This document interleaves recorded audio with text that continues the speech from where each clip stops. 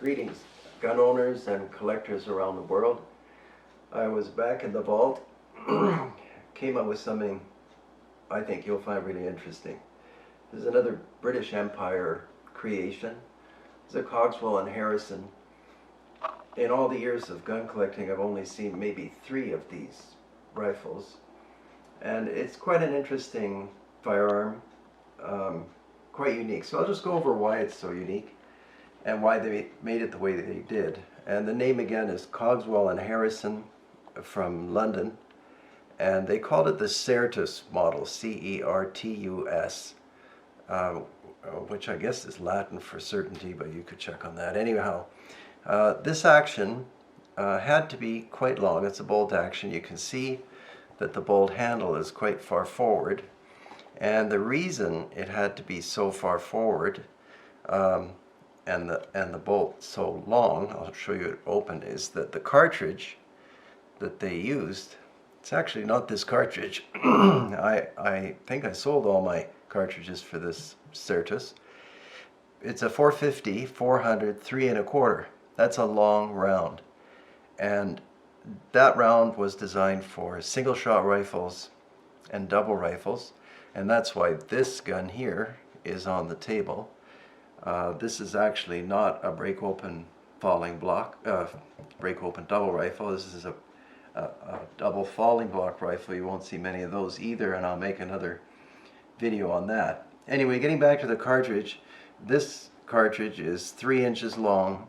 The one for this rifle is 3 1/4 inches long, and therefore it has to do this. And now you can see how they overcame the problem of a rimmed, massive cartridge designed for use in their colonies, of course Africa. And they overcame the technical problems, I think, very well. I've fired this gun several times and it works perfectly. There's no problem with extraction or locking. As you can see, if we can pan back to the bolt, the bolt is a typical Mauser design. It has a claw extractor on the left side instead of on the right side, which we're used to from Mausers. 2 locking lugs in the front, so there's no flexing or problem with pressures. And I can't show you how smoothly it feeds because I don't have any ammunition. But when you push this forward, of course you'd be using the bolt handle, it feeds very smoothly and there's no problem with firing. The trigger pull is actually excellent on this rifle. And once it's loaded, and we can pretend it's loaded, and then if you're in the field or the African bush, you probably want a safety, so that's what this does. And the bolt is still open. Yeah, it can be opened, I should say. But of course the trigger mechanism does not work. And then you just flip the safety off and you're good to go. It has another feature that I haven't seen on any other rifle, and that is this mechanism here. Which is kind of cool. A fellow from South Africa told me that it's called a bush safety, and another guy, collector, told me it's a field safety. So anyway, bush safety, field safety, I'm not sure.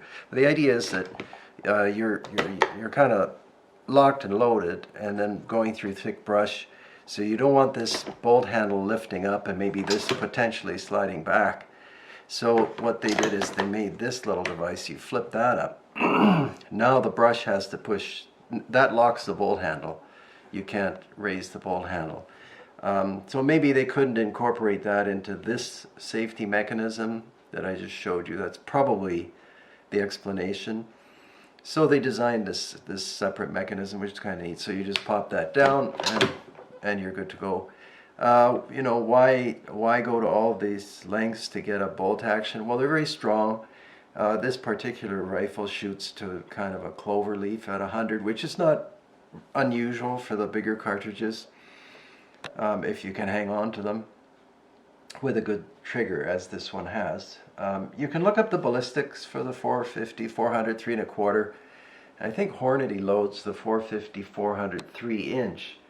And another collector told me I could fire those rounds in this, or maybe have to reshape the brass. I'm not sure. But anyway, it's not hard to get this working, and it has, you know, typical oiling spots. It's got some engraving. This one doesn't have a floor plate or any means of getting the cartridge out other than feeding them back through the action, which is typical of bolt action rifles that don't have floor plates, like any of the Remington ADL models and so on. You know the ones I mean. So a very, very unique rifle, and we'll just go through the operation again. Rounds go in here, and I think 3 down and 1 in the spout. So yeah, if you didn't want to use a single shot and couldn't afford a double, then probably this is not a bad way to go. And I don't know how many they sold or how well received they were. It's an unusual rifle to fire because you have to reach so far forward to work the bolt. But again,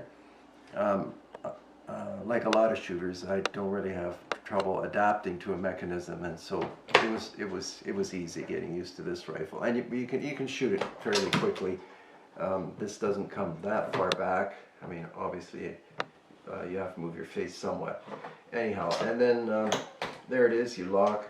I've taken this rifle apart a few times, and I don't believe there's any risk to dry firing, so we dry fire that. And it has typical Safari Express sights. I don't know if we can zoom in on those. Not that they're anything spectacular, but it does have the Express sights and then a typical front sight.